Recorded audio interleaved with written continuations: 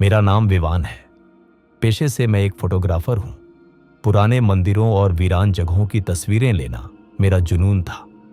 सच कहूं तो मुझे ऐसी जगहों में डर नहीं, बल्कि अजीब सा सुकून मिलता था।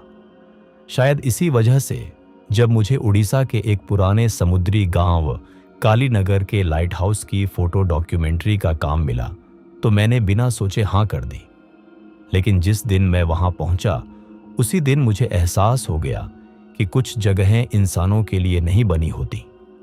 गांव के बस स्टैंड पर उतरते ही मैंने एक बूढ़े आदमी से लाइट हाउस का रास्ता पूछा। उसने मेरी तरफ ऐसे देखा जैसे मैंने अपनी मौत का पता पूछ लिया हो। सूरज ढलने से पहले वापस आ जाना, उसने धीमी आवाज में कहा। क्यों? मैंने हंसते हुए पूछा। वो थोड़ा और करीब आया। क्योंकि रात में उस लाइट हाउस की रोशनी समुद्र में नहीं, लोगों के दिमाग में घूमती है। उसकी बात सुनकर मैं मुस्कुरा दिया। मुझे लगा गांव वाले हमेशा की तरह कहानियां बना रहे हैं। शाम तक मैं समुद्र किनारे बने उस विशाल लाइट हाउस तक पहुंच गया। उसकी दीवारों पर नमक जम चुका था और ऊपर घूमने वाला कांच का हिस्सा आधा टूटा हुआ था। समुद्र की हवा में एक अजीब सी सड़न थी। वहां का केयरटेकर हरिहर मुझे अंदर ले गया। दुबला पतला शरीर, धंसी आंखें और हाथ में पुरानी लालटेन। सीढ़ियां चढ़ते वक्त उसने अचानक मेरा हाथ पकड़ लिया। ऊपर वाले कमरे की खिड़की रात में मत खोलना साहब।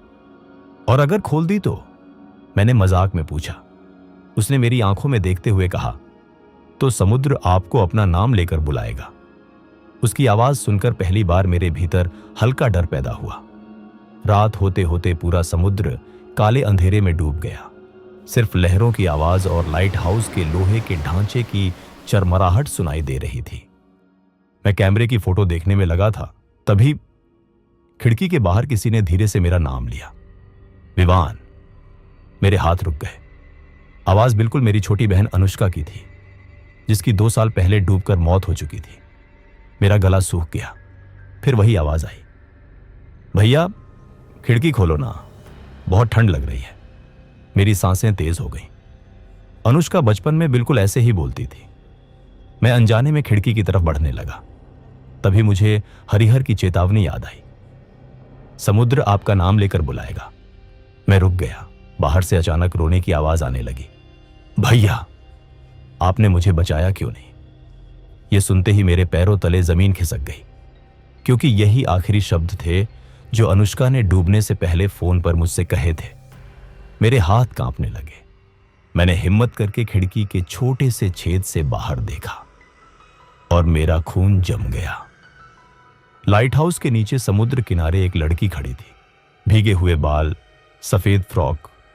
वो बिल्कुल अनुष्का जैसी दिख रही थी, लेकिन उसकी आंखें पूरी तरह काली थी। तभी अचानक उसकी गर्दन एक अजीब तरीके से टेढ़ी हुई और वो मुस्कुराई। भैया नीचे आ जाओ। मैं डर के मारे पीछे हट गया। उसी पल कमरे का दरवाजा अपने आप बंद हो गया। कमरे में नमक और सड़े पानी की बदबू भर गई।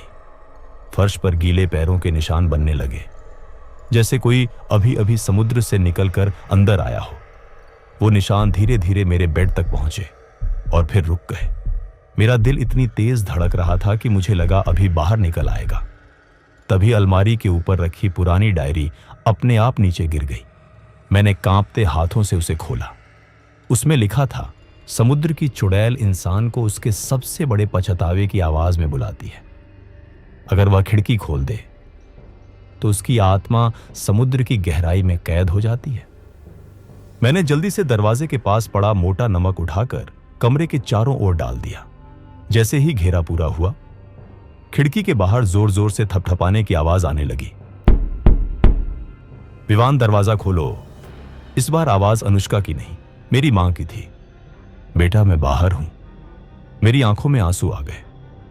लेकिन तभी मुझे डायरी की आखिरी लाइन याद आई। वो कभी एक आवाज में ज्यादा देर नहीं टिकती। अचानक बाहर की आवाज बदल गई। अब हरिहर चिल्ला रहा था, साहब जल्दी नीचे आइए, समुद्र अंदर आ रहा है। मैं घबरा गया, लेकिन तभी मुझे एहसास हुआ, असल हरिहर तो नीचे वाले कमरे में था, फिर बाहर कौन था? तभी खिड़की का शीशा अपने आप छटकने लगा। दरारों के बीच से काला समुद्री पानी कमरे में रिसने लगा। उस पानी में मुझे चेहरे दिखाई देने लगे, डूबे हुए लोगों के चेहरे। उनमें एक चेहरा अनुष्का का भी था। भैया, हमें यहां बहुत ठंड लगती है। मैं टूटने लगा था। तभी नीचे से हरिहर की असली आवाज आई, साहब आंखें बंद कर लीजिए, वो आपके दिमाग में घुस रही है। मैंने तुरंत पास रखी पीतल की घंटी उठाकर पूरी ताकत से बजाई। घंटी की आवाज पूरे लाइट हाउस में गूंज गई और उसी पल सब कुछ बदल गया। पानी गायब, आवाजें बंद, लेकिन खिड़की के बाहर अब भी वो चीज खड़ी थी। इस बार उसका असली रूप दिख रहा था। लंबे काले बाल, पूरी तरह सफेद चेहरा और आंखों की जगह सिर्फ गहरे गड्ढे। वो धीरे धीरे मुस्कुराई। आज नहीं विवान, लेकिन अगली अमावस्या को मैं फिर आऊंगी, इतना कहकर वो समुद्र में कूद गई। अगली सुबह मैं बिना पीछे देखे वहां से चला आया। लेकिन आज भी जब कभी बारिश की रात में समुद्र की आवाज ज्यादा तेज होती है, मेरे फोन पर पानी टपकने की आवाज आने लगती है और फिर बहुत धीमी आवाज में कोई फुसफुसाता है, भैया खिड़की खोलो ना। अगर आपको आज की ये कहानी पसंद आई हो तो वीडियो को लाइक करें और चैनल को सब्सक्राइब जरूर करें, क्योंकि आपका एक लाइक और सब्सक्राइब हमें ऐसी ही और डरावनी कहानियां लाने के लिए मोटिवेट करता है। और कमेंट में जरूर बताइए, अगर आपको रात में अपने किसी मरे हुए इंसान की आवाज सुनाई दे तो क्या आप जवाब देंगे?